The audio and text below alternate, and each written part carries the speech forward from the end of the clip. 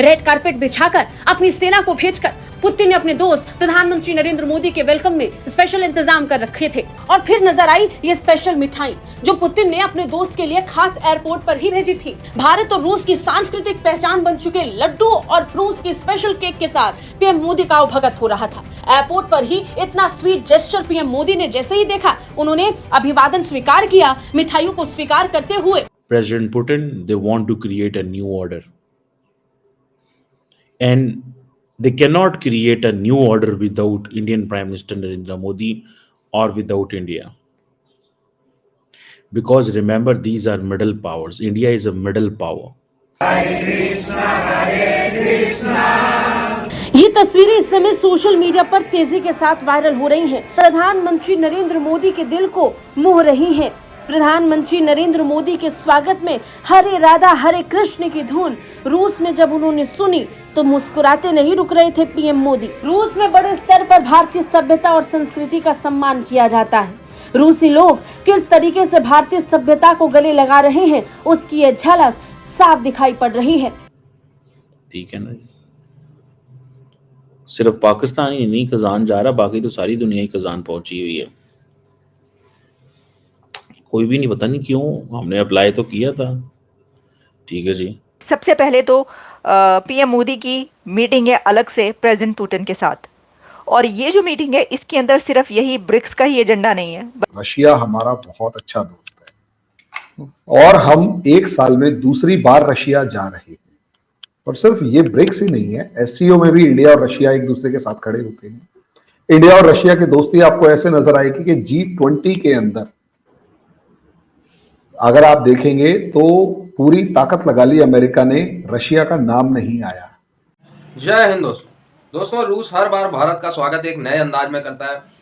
इस बार प्रधानमंत्री नरेंद्र मोदी जी का रेड कारपेट वेलकम हुआ और आर्मी लोगों ने सलामी दी बगल में खड़े होकर। इसके बाद एयरपोर्ट पे भारत की मिठाई लड्डू, जो कि भारत का फेमस है, और रशिया का फ्रूट केक टाइप कुछ था, वो दोनों नरेंद्र मोदी जी के सामने प्रेजेंट किया गया। उसका अभिवादन भी स्वीकार किया नरेंद्र मोदी जी ने। फिर जैसे एयरपोर्ट के अंदर पहुंचे, वहां पे रूस के लोग हरे राम हरे कृष्णा के गाने गाते हुए प्रधानमंत्री नरेंद्र मोदी जी का स्वागत करते हैं। भारतीय तो जनरली हर देश में ही गाते गाते करते हैं, लेकिन रूस ने कुछ अलग किया। रूस के लोग ही भारत का भजन गा रहे हैं और सोशल मीडिया पे ये क्लिप वायरल है। तो कजान में बहुत अच्छे तरीके से प्रधानमंत्री नरेंद्र मोदी जी का स्वागत किया गया। इसके बाद फिर अभी खबरें निकल के ये भी सामने है कि मीटिंग भी ब्रिक्स की कुछ चालू हो गई है। नरेंद्र मोदी जी भी मिल ली है पुतिन साहब से और मीटिंग अब धीरे धीरे आगे बढ़ेगी। लेकिन जिस तरीके से भारत का स्वागत किया गया वो दर्शाता है कि भारत रूस का कितना रिस्पेक्ट करता है और रूस भारत का कितना रिस्पेक्ट करता है। इसी के साथ साथ मैं आपको बताता चलूँ, एक साइड लाइन में बायलैटरल टॉक भी नरेंद्र मोदी जी और पुतिन की होगी। तो मतलब काफ़ी सारे मुद्दे भी डिस्कस होंगे, किसको अंदर लेना है ब्रिक्स में, किसको नहीं लेना है, किसको ब्लॉक करना है, ये भी एक पर्सनली डिस्कस होगा। ठीक है ना, सिर्फ पाकिस्तान ही नहीं खजान जा रहा, बाकी तो सारी दुनिया ही खजान पहुंची हुई है। कोई भी नहीं, पता नहीं क्यों, हमने अप्लाई तो किया था। ठीक है जी। पाकिस्तान नहीं है, बस आपने अप्लाई किया हुआ है, लेकिन पाकिस्तान को बुलाया कोई नहीं है उन्होंने। और बहुत सारे बड़ी लंबी लिस्ट है जो वहां पे पहुंच रहे हैं, लेकिन मुझे ये समझ अभी तक नहीं आ रही इनका पॉलिटिकल एजेंडा क्या है। What do they do? जैसे एससीओ है, मुलाकात हुई है, पाकिस्तान को दहशतगर्दी का मसला है अफगानिस्तान से, सारे इस खित्ते के मसले को मालिक कहते हैं हाँ जी दहशतगर्दी प्रॉब्लम है, एससीओ का चार्टर भी कहता है प्रॉब्लम है, लेकिन पाकिस्तान के लिए कोई सोल्यूशन नहीं, वो बात ही नहीं हुई। मुझे तो कोई समझ नहीं आई इस चीज़ की। ठीक है ना जी, हो सकता है कोई सारी बात है हो, मुझे कोई समझ नहीं है। इंडिया चाहता है कि कम उसके अंदर न्यू कमर्स आए। इंडिया भी जैसे तैसे पसंद वही करता है अमेरिकन स्टाइल कि थोड़े हों, मतलब हम जानदार हों हमारा, लेकिन बीच में वो चूचू का मुरब्बा बांझे सारे बेच बड़े ने जनाब, वो भी आ गए, वो भी आ गए, ये भी आ गए जनाब, बेलारूस भी आ गया, चाड भी आ गया, क्यूबा भी आ गया, बहरीन भी आ गया, अल्जीरिया भी आ गया, पता नहीं की आ गया होगा, मार के आए थे उसी कितने कितने कंसेंसस पैदा करेंगे और क्या क्या कंसेंसस होगा, ये लोग तबाह बर्बाद हो जाएगा। मेरा नहीं ख्याल ये इतनी जल्दी एक्सपैंड करेंगे, या अगर इन्होंने एक्सपैंड किया भी ठीक है तो ये बहुत डिप्लोमेटिक नेगोशिएशंस के बाद होंगे, बड़ी लंबी चौड़ी डिप्लोमेटिक नेगोशिएशन होंगे, फिर जाके चीजें चलेंगी। ठीक है जी। कम से कम इंडिया का ख्याल ये है कि 3 से 5 साल के अरसे के अंदर नए लोगों को आना चाहिए। अभी आए ना, 5 साल ब्रेक लगाएं, 5 साल ब्रेक लगाएं और फिर लोगों को अंदर आने दें। 5 साल ब्रेक लगाएं, फिर लोगों को अंदर आने दें। ये नहीं है कि अभी आ गए तो अगले साल फिर आ गए तो फिर आ गए, क्योंकि जितने ज्यादा मेंबर आते हैं, इंडिया इस चीज को महसूस करता है कि चाइना का इन्फ्लुएंस बढ़ सकता है, because China is a bigger player ना। India in that sense China के मुकाबले में तो बड़ा प्लेयर नहीं है। सो इंडिया को ये है कि अगर ज्यादा लोग आते तो चाइना उसमें करेगा, लेकिन इससे कंसेंसस।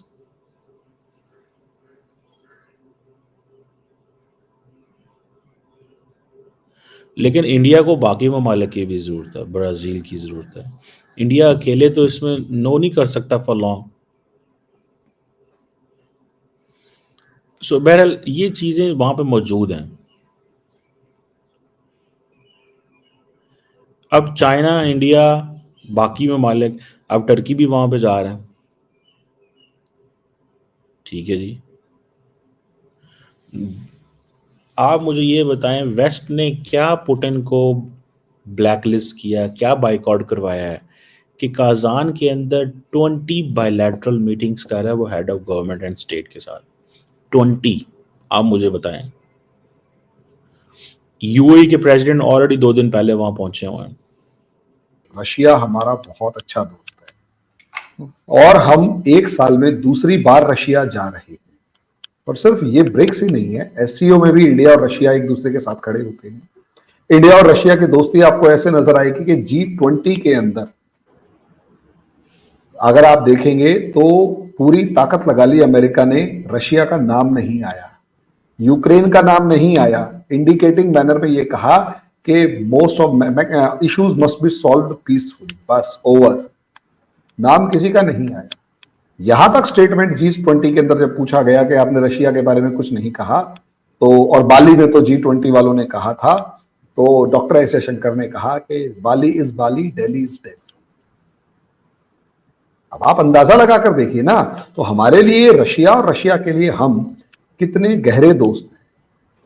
इतने एक्सट्रीम सिचुएशन में सोचकर देखिए कि इंडिया के लिए ये समिट अपनी दोस्ती निभाने का कितना इंपॉर्टेंट रहा होगा कि रशिया से इंडिया। एक टाइम ऐसा था जब बांग्लादेश के अंदर आपकी और हमारी लड़ाई हो रही थी, तो अमेरिका आपके साथ आकर खड़ा हो गया था, उसने अपना पूरी की पूरी फ्लीट भेज दी, ब्रिटिश फ्लीट आ रही है। उस टाइम पर रशिया पूरी दुनिया से इंडिया के लिए लड़ चुका था। उसका बदला यूक्रेन वॉर में दिया हमने, जब पूरी दुनिया रशिया के अगेंस्ट खड़ी हुई है, हमने दोस्ती निभाई, हमने पूरी दुनिया का दबाव सहन करते हुए रशिया का साथ दिया। और आज दुनिया मानती है कि रशिया अगर जिंदा है तो इंडिया ने जो इंपॉर्टेंट रोल प्ले किया उसकी वजह से जिंदा है। सोचकर देखिए, रशिया का ऑयल इंडिया परचेज करता, उसे इंडिया में नहीं खर्च करता, कंज्यूम करते हम लोग, वो सारे का सारा ऑयल यूरोप को भेज देते। यानी यूरोप ने जो रशिया से ऑयल ना खरीद के रशिया के ऊपर ऑयल एम्बार्गो लगाया था, प्रॉब्लम क्रिएट करी थी, इंडिया ने वो बचाया। तो ये दोस्ती निभाई थी। तो हमारे लिए रशिया का विजिट इस मामले में इंपॉर्टेंट है। दूसरा, अब वहां किससे मिलेंगे? सऊदी अरेबिया होंगे, बहुत अच्छे दोस्त हैं। ईरान होगा, बहुत अच्छे दोस्त है, कोई दिक्कत नहीं है। सबसे इंपॉर्टेंट चाइना के साथ मिलेंगे। मैडम, इस इंपॉर्टेंस को आप इससे अंदाजा लगाइए, हम कुछ दिन पहले डिस्कस कर रहे थे, जब डॉक्टर एस जयशंकर पाकिस्तान आए थे तो उन्होंने 3 वर्ड्स कहे थे। एक मैसेज पाकिस्तान के लिए था कि terrorism, separatism, extremism are the biggest hurdles for trade and connectivity और पावर सप्लाई। जो भी चाइना को भी कहा था, अगर आप किसी की टेरिटोरियल बाउंड्रीज को रिगार्ड नहीं करते तो आप अच्छा उम्मीद नहीं कर सकते कि एससीओ के अंदर हम आपसे भरोसा करें। उस एक मैसेज ने काम किया। और उससे पहले भी एससीओ से लेकर अलग अलग जगहों पर हम लोग प्लेटफॉर्म पर कह चुके थे चाइना को कि देखो भैया, जब तक आप हमारी आर्मीज बॉर्डर पे एक दूसरे के सामने खड़ी है, हमारा बिजनेस एज यूजुअल नहीं चल सकता।